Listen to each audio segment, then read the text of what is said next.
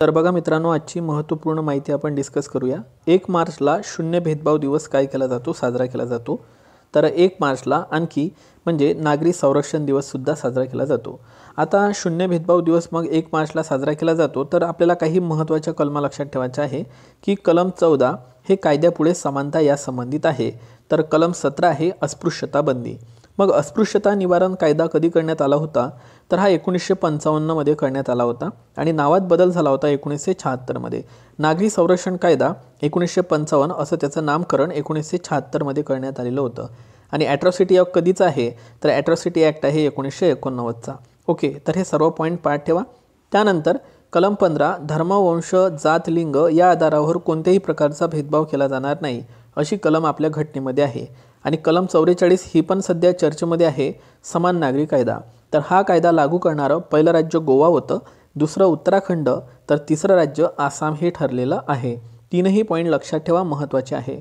Pro kabaddi league 2024 कोणत्या संघाने जिंकलेली आहे, तर विजेती टीम ठरलेली आहे पुणेरी पलटण। आणि पुणेरी पलटणने पहिल्यांदाच प्रो कबड्डी लीगचं विजेतेपद पटकावलेलं आहे आणि उपविजेता ठरलेला आहे हरियाणा स्टीलर्स। Most time पिकरा।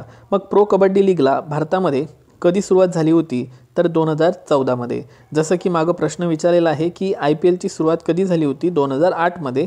त्याचप्रमाणे प्रो कबड्डी लीग जी आहे याची सुरुवात 2014 मध्ये झालेली आहे, पॉईंट लक्षात घ्या। त्यानंतर महाराष्ट्राचा राज्य खेळ कबड्डी आहे, तर भारताचा राष्ट्रीय खेळ हॉकी हा आहे, हा पॉईंट सर्वांनी इथे लक्षात घ्या।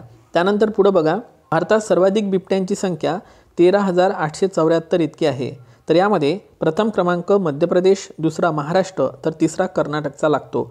आता आपल्या सर्वांना माहीत आहे की महाराष्ट्राच्या उत्तरेकडे मध्य प्रदेश हे राज्य आहे, तर दक्षिणेकडे कर्नाटक हे राज्य आहे। मध्य प्रदेशला महाराष्ट्रातील 8 जिल्ह्यांची सीमा लागली आहे, तर कर्नाटकला महाराष्ट्रातील 7 जिल्ह्यांची सीमा लागलेली आहे। मग बघा, Madhya Pradesh 1 number, Maharashtra 2 number, 3 number Karnataka. तर असाच क्रम तुम्ही इथे पाठ ठेवा। महाराष्ट्रामध्ये बिबट्यांची संख्या हे 1985 म्हणजे 1985 इतकी आहे। ओके, हिमबिबट्या हा नॅशनल सिम्बॉल अलीकडेच कोणत्या देशाने घोषित केलेला होता, तर तो देश आहे किर्गिस्तान। Most MP। तर उत्तराखंड या राज्याचा राज्य प्राणी म्हणून हिमबिबट्याला घोषित करण्यात आलेली आहे। ठीक आहे। त्यानंतर पहा, देशातील हिमबिबट्यांची संख्या 718 इतकी आहे। ठीक आहे, साधारणतः 718 इतकी आहे। तर सर्वाधिक हिमबिबट्या आपल्याला लडाखला 477, तर 2 नंबरवर आहे 124 उत्तराखंड। ठीक आहे, तर हिमबिबटे सुद्धा तुम्ही लक्षात ठेवा। त्यानंतर T20 मध्ये सर्वाधिक वेगवान शतक लक्षात घ्या, 33 चेंडूमध्ये 100 रन कोणी काढलेले आहे, तर जॉन निकोलिन इटन या नावाच्या व्यक्तीने हे 100 रन काढलेले आहे आणि तो नामिबिया या देशाचा खेळाडू आहे। त्याने नेपाळच्या संघाविरुद्ध हा विक्रम केलेला आहे। त्यानंतर BCCI। मग BCCIचा फुल फॉर्म तुम्हाला येणाऱ्या पोलीस भरतीमध्ये विचारला जाऊ शकतो की board of control for cricket in India. स्थापना 1928 मध्ये झालेली होती मुंबईला। आणि लक्षात असू द्या, अध्यक्ष आहे BCCIचे सध्या रॉजर बिन्नी, सचिव आहे जय शहा, तर कोच आहे भारतीय पुरुष क्रिकेट टीमचे राहुल द्रविड।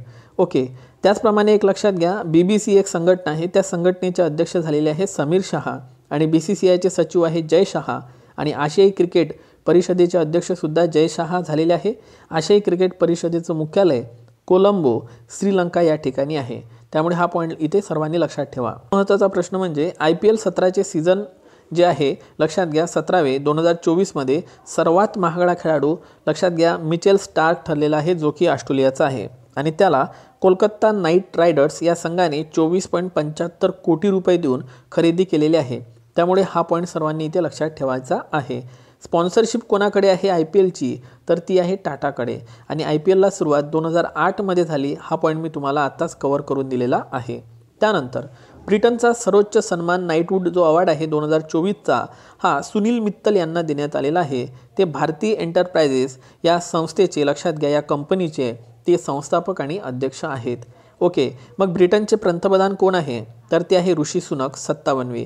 आणि ब्रिटनचे राजा आहे सध्या चार्ल्स तिसरे। ठीक आहे, हा पॉईंट तुम्ही इथे लक्षात ठेवा, चार्ल्स तिसरा हा तिथला राजा आहे। त्यानंतर जगातील पहिले वैदिक घड्याळ कोणत्या ठिकाणी सुरू करण्यात आलेले आहे, तर उज्जैन मध्य प्रदेश या ठिकाणी सुरू करण्यात आलेले आहे। आणि महत्त्वाचं म्हणजे उज्जैन हे कोणत्या नदीकाठी वसलेलं आहे, तर उज्जैन हे शिप्रा या नदीकाठी वसलेलं आहे, लक्षात असू द्या। त्यानंतर पहा, भारतातील वैदिक थीम पार्क कुठे सुरू करण्यात आलेला आहे, तर नोएडा उत्तर प्रदेश या ठिकाणी सुरू करण्यात आलेला आहे. Okay, so it's a very very important point. त्यानंतर पुढचा प्रश्न बघा की भारताचे जे नवीन लोकपाल आहे अजय खानविलकर हे झालेले आहे दुसऱ्या क्रमांकाचे. मग पहिले लोकपाल कोण होते भारताचे, तर ते होते पिनाकी चंद्र घोष. लोकपाल पिनाकी चंद्र घोष हे 2022 मध्येच निवृत्त झाले होते, तर तेव्हापासून हे पद खाली होतं. तर आत्ता 2024 मध्ये अजय खानविलकर हे दुसरे नवीन लोकपाल आपल्याला मिळालेले आहे. लोकपाल कायदा कधीचा आहे, 2013चा आहे, लक्षात असू द्या. महाराष्ट्र लोकायुक्त कायदा हा 1971चा होता. यानुसार पद निर्माण करणारं महाराष्ट्र हे पहिलंच राज्य ठरलेलं आहे. आणि सध्याचे लोकायुक्त आहे विद्यासागर कानडे. सो VM कानडे लक्षात असू द्या. त्यानंतर लोकायुक्त कायदा निर्माण करणारे पहिले राज्य म्हटलं तर ओडिशा 1970, पण पद निर्माण करणारं पहिलं राज्य म्हटलं तर महाराष्ट्र. आणि लोकपाल हे पद ॲम्ब्युड्समन स्कॅन्डिनेव्हिया या देशाकडूनच आपण घेतलेलं आहे असं लक्षात ठेवा. ओके, जागतिक विज्ञान दिवस कधी असतो, तर जागतिक विज्ञान दिवस हा 10 नोव्हेंबरला असतो आणि राष्ट्रीय विज्ञान दिवस हा 28 फेब्रुवारीला असतो. 2024ची थीम आहे इंडिजिनियस टेक्नॉलॉजीज फॉर विकसित भारत. आणि 28 फेब्रुवारी 1928ला रमन इफेक्टचा शोध लावण्यात आला होता CV रमन यांच्याद्वारे.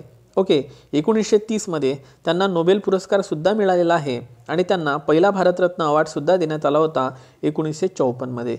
ओके, आतापर्यंत 53 व्यक्तींना भारतरत्न पुरस्कार दिलेले आहे. 53वा भारतरत्न पुरस्कार डॉक्टर MS स्वामीनाथन यांना अलीकडेच देण्यात आलेला आहे. सो मित्रांनो, हे होते महत्त्वाचे प्रश्न. लेक्चर कसं वाटलं नक्की सांगा. व्हिडिओ आवडला असेल तर व्हिडिओला लाईक करा, मित्रांपर्यंत शेअर करा. Thank you so much.